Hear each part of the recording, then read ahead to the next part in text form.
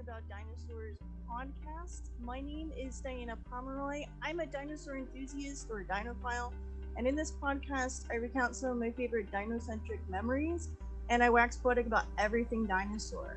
In this episode, I'm going to be interviewing Sam Chiarelli, who is the author of a memoir called Dig, a Personal Prehistoric Journey. Welcome to the podcast. Thank you so much for having me here. I've been on writing podcasts before, and I've never been on a dinosaur podcast, so this is just the greatest honor. So thank you for having me. Thank you so much. I just wanted to ask you some questions pertaining to your book, but again, it's going to lean more towards the dinosaur stuff. So, fire away. Yeah, when did you start learning about dinosaurs, and why do you think that they captured your imagination? So I heard about dinosaurs for the first time, at least that I can remember, around 3 years old. And at that time, so this is in the late 80s.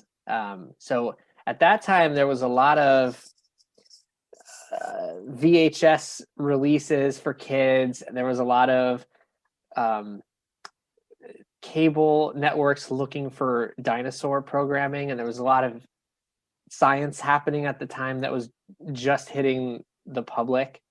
So it was a wonderful time to be growing up and hearing about dinosaurs for the first time, because there was all of this energy around it. There was a lot of excitement around dinosaurs, and that's what caught my interest. It was that not only was it inherently fascinating, but it was also that all of these adults were so excited about what was happening at that time on the scientific side.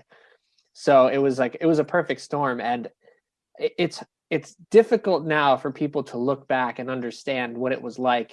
But Jurassic Park in '93 was not the launch pad. I mean, that was a wave that was building for years and then crested it in '93 and crashed and just took over the world for a little while. But It was a wonderful, wonderful time. And so I think to me now, it's like when you're in that dinosaur mode, when you go into a museum or you're watching, one of the old movies or something like that, it takes you right back to being 3 years old and just being so excited about just how many wonderful things are out there in the world and how much we still have to learn about it all. Right. And I think, being so young, I think that's something that's interesting too. Because I started learning about them when I was around 4 years old too. So like around that age seems to be like a time when you are completely obsessed with dinosaurs. Like that's something that you are just like completely over the moon about. So I'd like to know a bit more about this term that I referenced for myself and that you reference in your book. That's actually where I got it from, so thank you. Tell me more about this term dinophile and what exactly this means to you. So the working title of the book actually was Dinophile. And it was that way for years while it was being written. I was looking for a term that would convey this sort of intense dinosaur fascination, because like dinosaur fan didn't really sound right. They were like dino fanatic or something. It didn't feel right to me. And at some point I heard people talking about audiophiles. And I thought, oh, that's interesting. And I started kind of, your brain starts scrolling through the information available. It's like, oh, there's like bibliophiles and like, there's all these, something that people love words. And I thought dinophile is interesting. I wonder if anybody's used that. And I did a quick search online and I saw that there were people using the word, but it wasn't really like a widespread usage. So I felt like, well, if other people are already starting to hesitantly use this term, I feel like I can use it and people will understand what it means. And so my publisher suggested changing the name of the book to Dig, which was great because there's sort of multiple meanings to the word in the title. But we kept all of the stuff about dinophilia in the in the book. And so it was a lot of fun for people who aren't dinophiles to sort of understand how the progression of this condition goes. It was also sort of a little tongue-in-cheek, just like, isn't it funny if we describe it like it's the chicken pox or something, like everyone gets it for a short time, but then there are levels to the fascination. So that was part of it. But of course, I think now it's probably becoming a little bit more widespread because there are so many people online who like the word. And so I think maybe it's a little easier a few years after the initial, like, me using it. Nothing to do with me, by the way, but I think just other people have just taken on the term a bit and used it. But I think it's a good short term. I think that's really interesting that you chose like a different title. I know that that's something that happens in a lot of, drafts of books, that you change the title to something else. So that's kind of cool. And then also that there's like different phases of dinophilia too. I found it interesting how you broke that down, where there's like distinct stages at which, as you grow older, sometimes like it stops, and then in other people it just keeps going, right? And then speaking of keeping going, one thing that was central to your book was this quest that you want to do. You want to undertake this quest. Not unlike, the reluctant Bilbo Baggins from Lord of the Rings, who is like, I don't really want to leave home, but I have to, I guess. But in this instance, you were pushed to go because of your passion for dinosaurs. And so I just want to know, like, if there were specific people involved with this, or is this just all you? I mean, what exactly encouraged you, inspired you to travel to these new places and to eventually excavate a dinosaur? So that's a great question. There are so many people who are involved in making that sort of trip happen. If you're lucky enough to live in the American West, it's probably not a big deal. But growing up watching those dinosaur shows, I mean, it was kind of like you make a pilgrimage almost. Like the hosts of the show were always going out west to go dig for dinosaurs, or talk to people who are digging for dinosaurs, or just to see dig sites or whatever. And I'm talking about people who, at least at the time, had some pretty big clout. Like LeVar Burton from Reading Rainbow was out there. Walter Cronkite did a documentary series. The Eric Boardman and Gary Owens shows are like some of my favorite things to this day. David Attenborough, who's like my hero. All these people went out to see the dinosaurs, and many more that I'm probably not naming or forgetting at the moment. So I don't think I took it seriously. It was one of those things where it's just in the back of your mind, like, someday I'm going to do this. And I remember thinking, maybe, if I go to college or something after that, people tend to do something big when you're done with school. Maybe I'll like drive out west or something. I had this whole like plan that I was going to do, and it just never really came together. And as I started writing about dinosaurs, after a while, it became clear, like, if the book is going to come together, it needs to have something to tie all of this fanaticism together, and a quest would be great. And I remembered those dreams of being, a 4 or 5 year old kid wanting to go to Colorado. I don't know why Colorado, by the way. It was just somehow baked into my brain that that's where I wanted to go. There are plenty of other places I'd like to go, and hopefully we'll go in the next few years. What's not in Dig is that we also went to Utah. So there's some material that is that will be written about, but isn't done yet. Ooh, that's exciting. Yeah. It's funny because I do live on the West Coast. I live in California, and it's funny because, like you, I also have a lot of anxiety when it comes to traveling and going to different places. And also as a kid, like, I had this idea that, going to places like Utah and Colorado and Arizona and things like that, that's where you find dinosaurs. Montana, Wyoming, that's where you find them. And, making that pilgrimage, I guess, like making that journey is something that I think all dino enthusiasts should do. Not just people that are serious about paleo, but pretty much everybody should get a chance to do that, because it definitely shows you what it's actually like to be at a dig site, to actually experience that phenomenon. And before you went on this huge journey, you did visit some paleontologists in person, and I want to know what it was like for you, personally, when you met them. Needed them. That's always good English. When you met them, so what was your impression of them? Did they respond in the way you expected them to? Were you nervous about the whole situation? Was your impression forever tarnished from meeting them in person? I mean, there's always that saying, don't ever meet your heroes, right? What was your experience like meeting them? Absolutely wonderful. I'll say that for everyone, and everyone that I talked to for the book, and a few people that I talked to that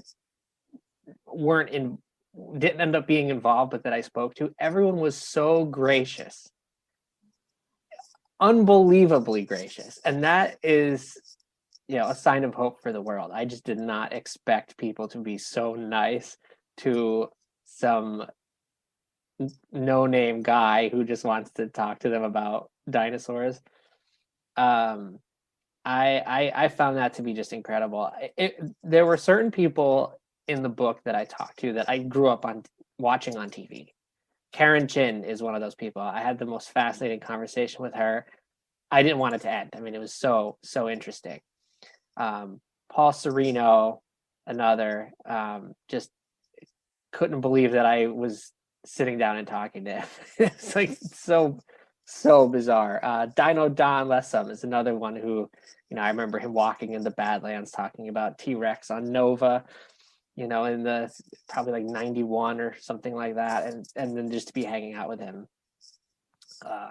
Totally bizarre. And of course, Mark Norell then also was the coolest person ever. I mean, just intimidatingly cool. But that's not the same. There are a lot of other people interviewed for the book, and they were all just fantastic. Nizar Ibrahim is a dinophile, and he was just a pleasure to talk to because he got it, But what the interesting thing for me was, and I don't think they'll probably mind me saying this, it is in the book as well, but people like Dr.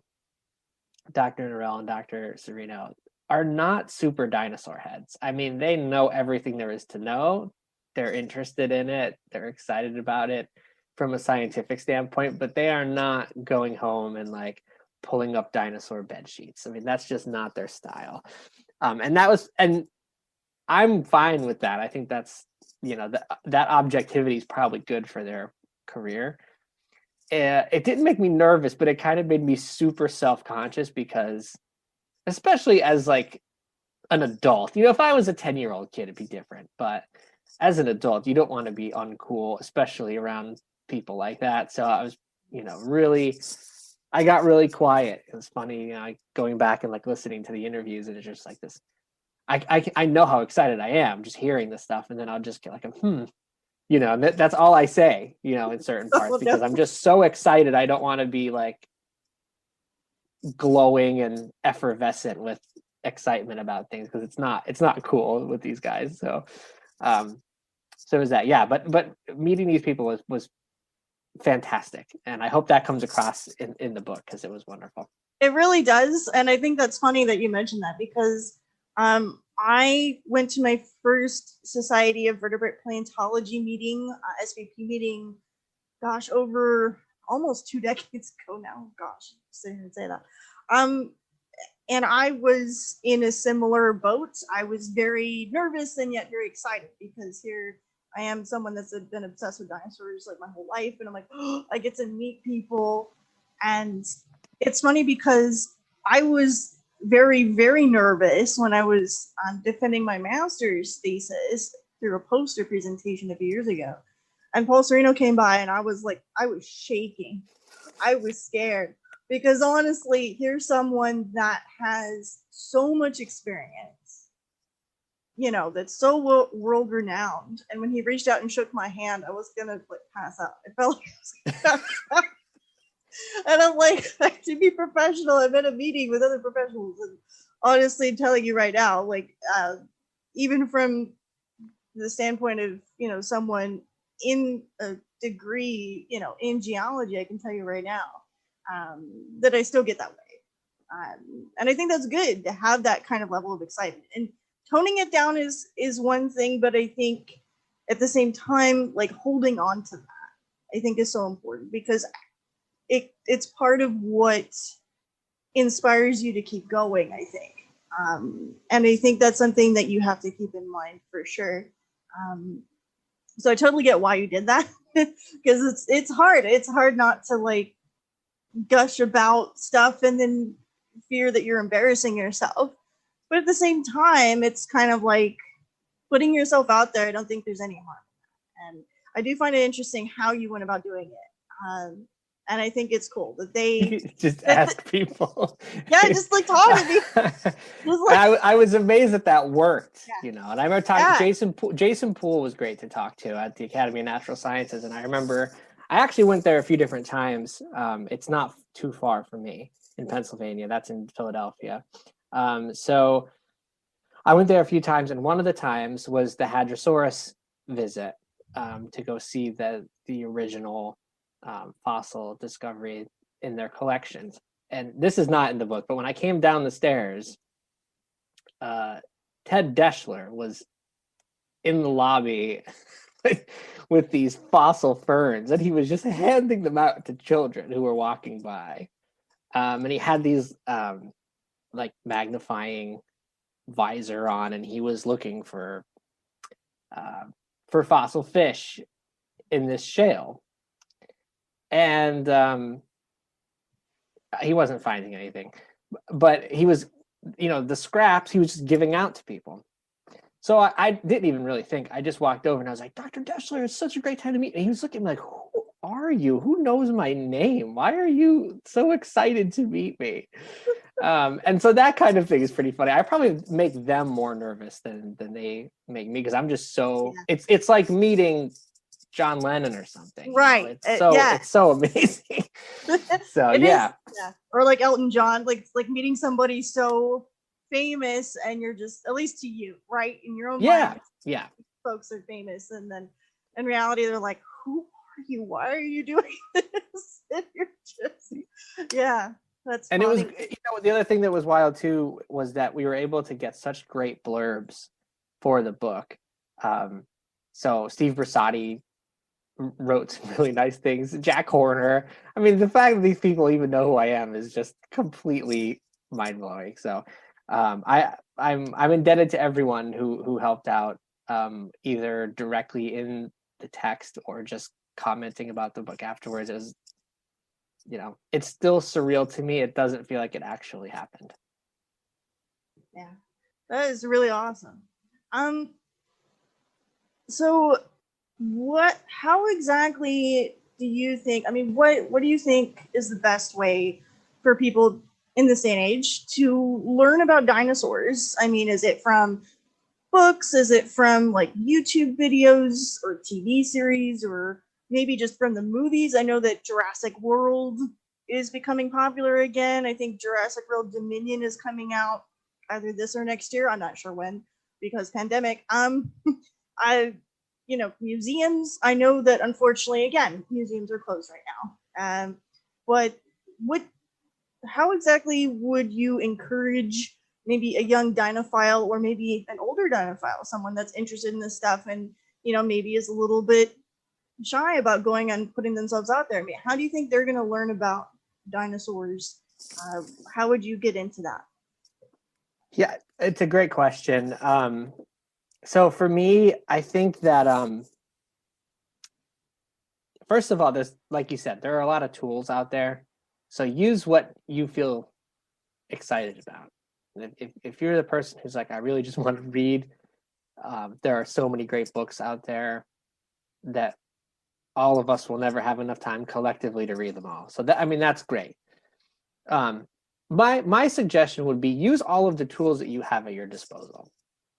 So for me, the way that I've always sort of internalized it, I don't know if this is from my parents or how this worked, but it was basically learn as much as possible and then go see it for yourself. I have a really hard time calming. I'm not like frantic in a museum, but it's hard to focus on like reading text for me in a museum hall. So I have to take pictures of like the signage and then read it later. I can't focus like that. A, because it's usually a bunch of screaming kids around, but B, just because I'm so fascinated by the size of dinosaurs. Every time I see them, they seem like they're getting bigger. It's like you look at these pictures on your phone or in a book, and then you go and look at the actual skeleton, and you just cannot believe that they're that size. So I think, learn about it so that when you go and look at the skeletons, you understand who found it and when and how it got put there on display and when they lifted the tail up and why that, there's so much you can learn about not only the dinosaurs, but the way they're mounted and displayed and the history of how we look at them. And, I think kind of framing it in that way has always been interesting to me, to sort of like educate people. So I have friends who want to go to museums. It's like, can you like take us and show us around? I'm like, yeah, that's fine. So I'll send them material like a little bit every day, like a little video or an article or something for like a month before. And then when we get there, like they're already sort of familiar with it and they're seeing it the same way we were just talking about when you meet someone for the first time that you've admired and known for a long time.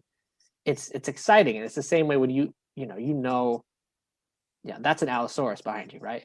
So it's like, yeah, I actually don't know where that is. This is this screen behind me represents an exhibit from the Alf Museum, Raymond M. Alf Museum in Claremont, which is fairly close to home for me. It's about a couple hours drive north from where I'm at. But yeah, this is Allosaurus fragilis, I think. I'm never sure of this actual species because, again, they're tough. Yeah. And just look at it, go, it's Allosaurus, but you're correct. That is an Allosaurus. So yeah. Right.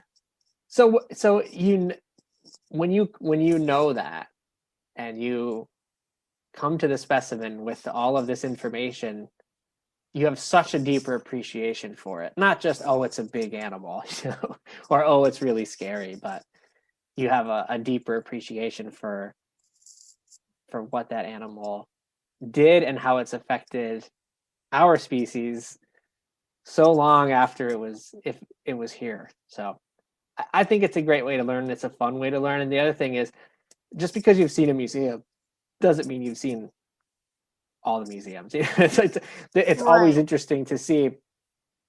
We're talking about Allosaurus, right? So, the Allosaur that's in the rotunda of the American Museum of Natural History is much different than the one that's on the fourth floor in the fossil halls.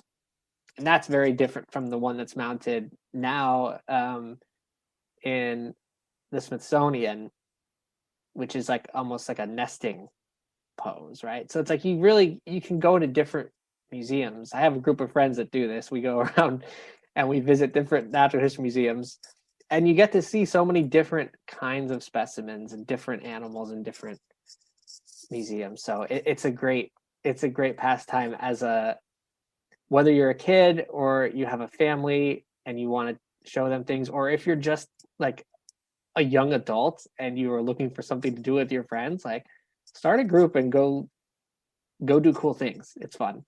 Yeah, and that is fun. And that's actually really awesome.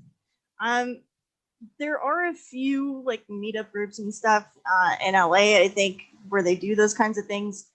They usually go to the zoo, but they also have museum trips. And so I think, yeah, that's a lot of fun. And then I had a couple of questions for you about animatronics, because that was the focus of my first episode. And I talked a lot about ride at Knott's Berry Farm that's no longer existing. That's called the Kingdom of the Dinosaurs. And at one point during the construction of that ride, they wanted to hire on Dynamation. Now, Dynamation is a company that I think in part is run with Jim Kirkland, I think. I think at one point he was involved. I think he was involved in some capacity, yes. I think so too. I don't know. I've talked to him in person several times, and I'm like, I wanted to talk to him about Dynamation at one point, and he said, well, unfortunately, they closed down, and there was a big scandal about that. Yeah. What, you mentioned Dynamation animatronics in your book, and I want to know, like, why it is that you think that was such a big focus for you. Why is it that why did they leave such an impression on you? And do you think that that's something that they'll continue to do in future for people? Like if they're going to museums and zoos, do you think that the bones will leave a bigger impression, or, these animatronic figures?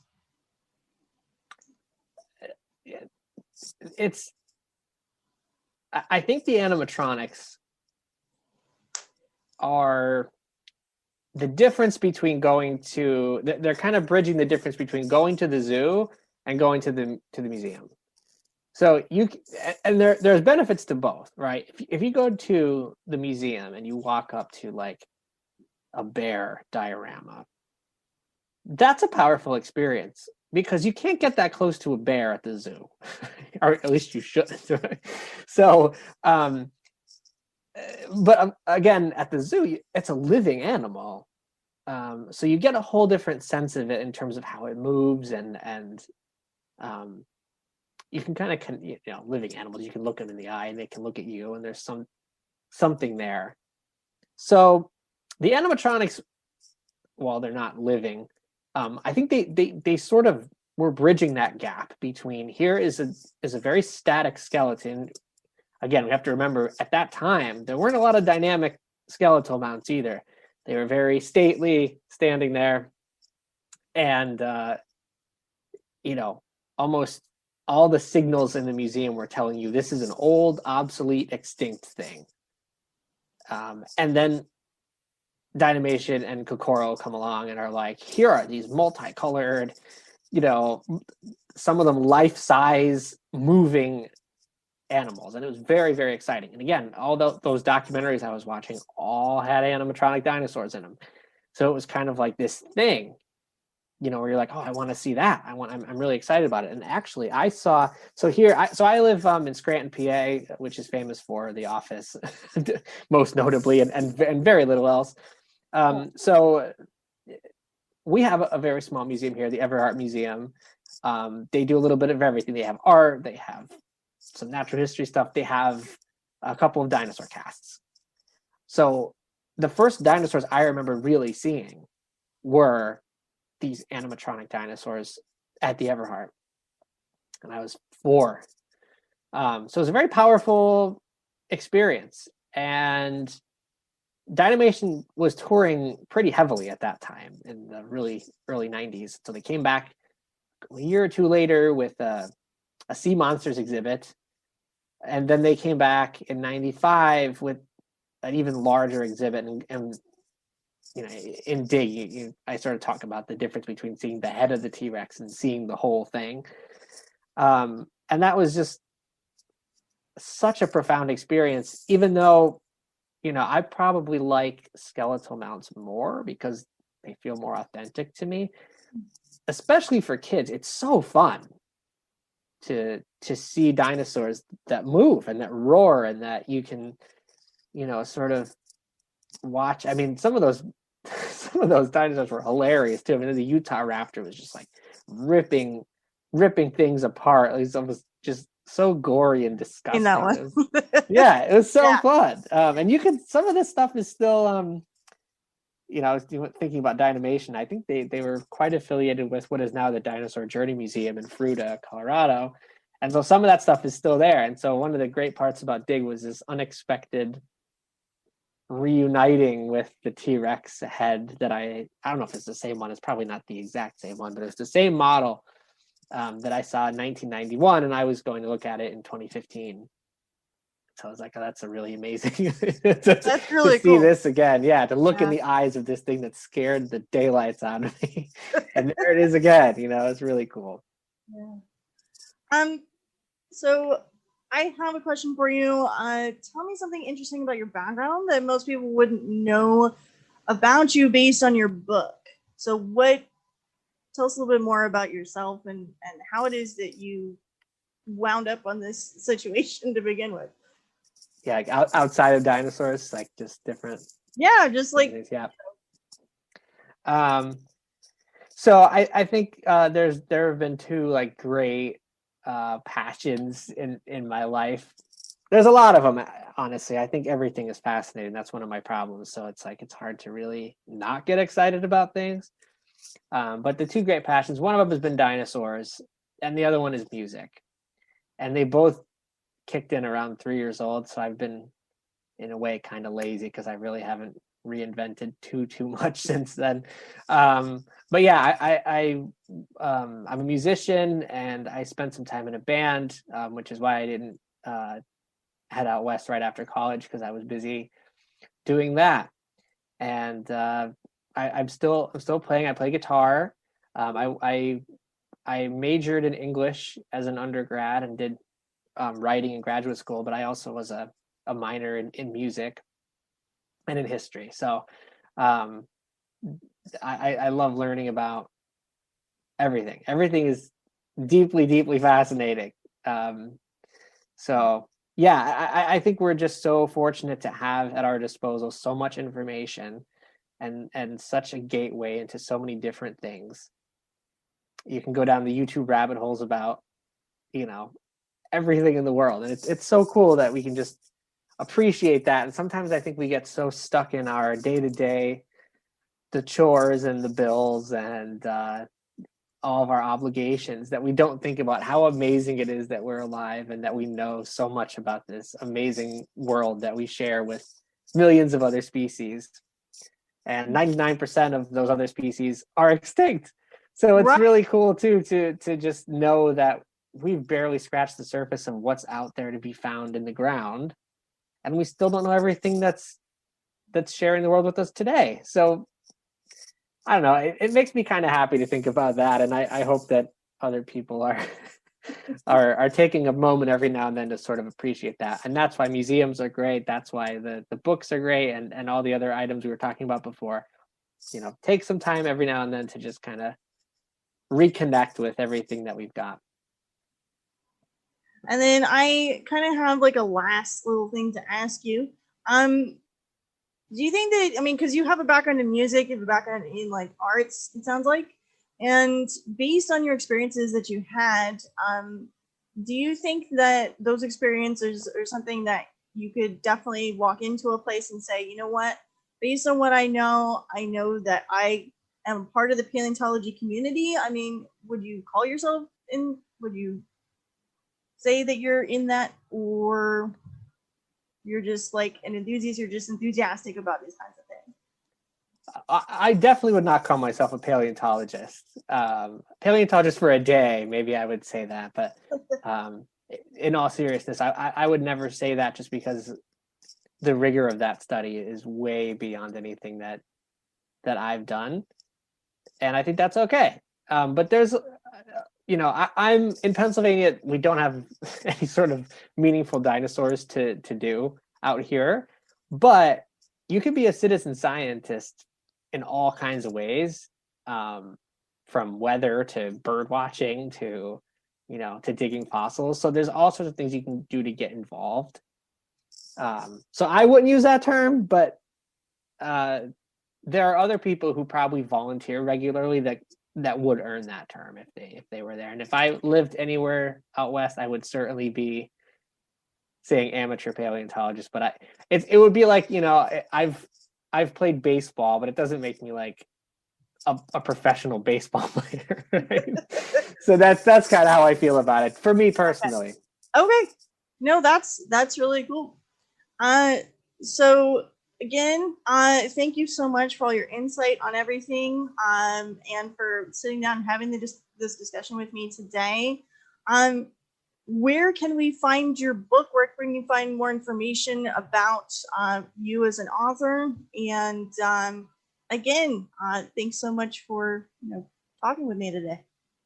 Thank you for having me. I appreciate it very, very much, and I hope all the dinophiles out there are enjoying the wonderful fascination and hobby that we all share.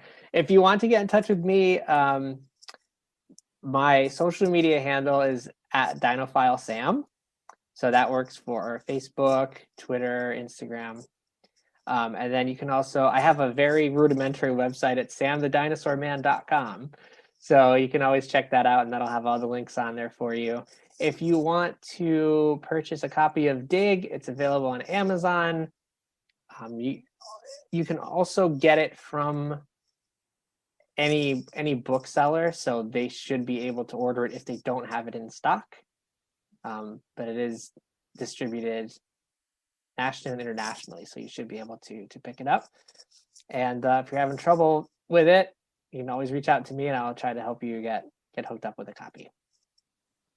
All right.